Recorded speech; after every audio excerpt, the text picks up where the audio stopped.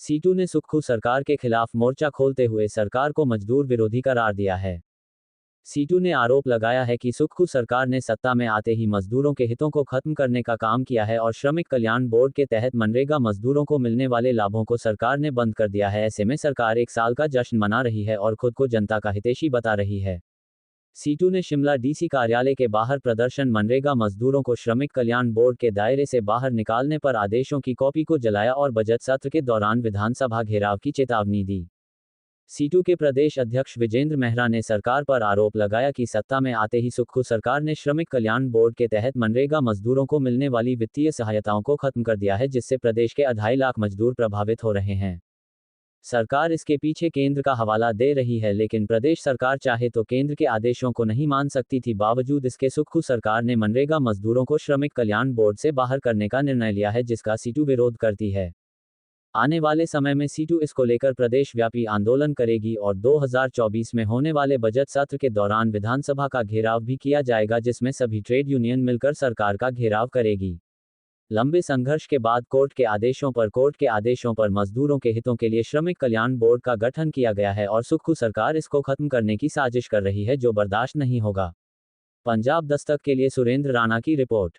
बड़े संवेदनशील मुद्दे पर आज हम यहाँ हैं। आपको मालूम है, पिछले कल ही धर्मशाला में सरकार ने 1 साल का जश्न मनाया है। आपको याद होगा, जब 1 साल पहले सरकार बनी थी, पहला निर्णय जो लिया सरकार ने, वो निर्णय ये था, 11 दिसंबर को सरकार बनी थी, सुबह ही एक निर्णय ले लिया कि जो मनरेगा मजदूर हैं वो श्रमिक कल्याण बोर्ड के दायरे में नहीं रहेंगे।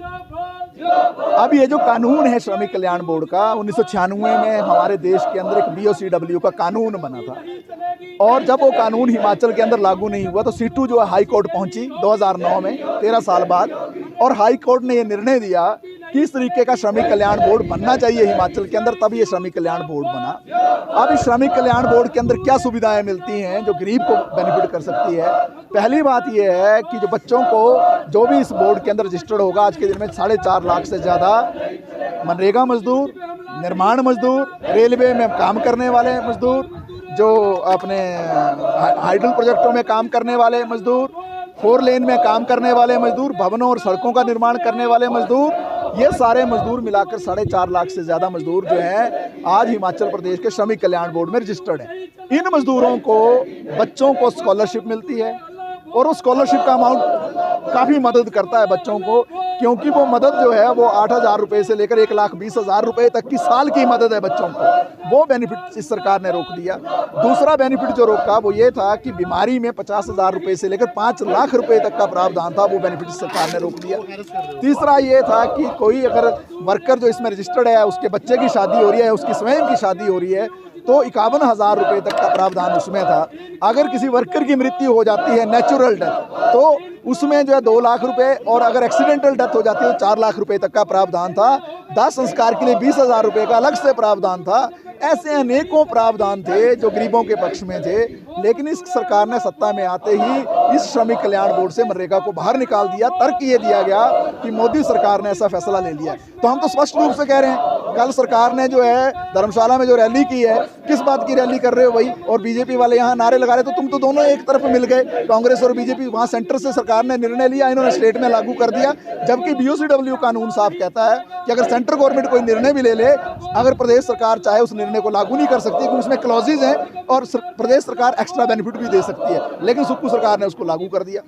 अब जो मनरेगा मजदूर को तो बाहर कर ही दिया इन्होंने, जो 8 दिसंबर को, लेकिन 2 महीने बीतने के पश्चात 8 फरवरी 2023 को एक और निर्णय ले लिया, जिसमें जो निर्माण मजदूर है, जो गाँव का मिस्त्री है, कारपेंटर है, इलेक्ट्रीशियन है, वेल्डर है, जो निर्माणाधीन रेलवे में, हाइडल में, 4 लेन में काम करने वाला, भवन सड़क का निर्माण करने वाला जो मजदूर था, उसके ऊपर सेस एक्ट लगा दिया। ये सेस एक्ट अलग है, BOCW का कानून अलग है। इन दोनों कानूनों को इकट्ठा कर दिया और इस तरीके से 4.5 लाख मजदूर जो हैं सीधे कानून के दायरे से बाहर कर दिए, जो अभी तक बेनिफिट ले रहे थे। तो इसलिए आज हम जो है, जो 12 दिसंबर को एक अधिसूचना सरकार ने जारी की थी, आज हम काला दिवस मना रहे हैं और उस अधिसूचना को हम जलाने वाले हैं। अभी यहाँ पर उसका बहिष्कार करने वाले हैं। 23 दिसंबर को पूरे प्रदेश के अंदर और आंदोलन होने वाला है, ब्लॉक और जिला हेडक्वार्टर के लेवल पर। जनवरी के महीने में अंत में जो है एक बड़ा आंदोलन पूरे प्रदेश के अंदर हम करने जा रहे हैं। और जो जो बजट सत्र होने वाला है, जो जितनी भी केंद्रीय ट्रेड यूनियनें हैं प्रदेश के अंदर, सीटू है, इंटक है, बीएमएस है, एटक है, दूसरी यूनियन है, जितनी भी केंद्रीय ट्रेड यूनियनें हैं,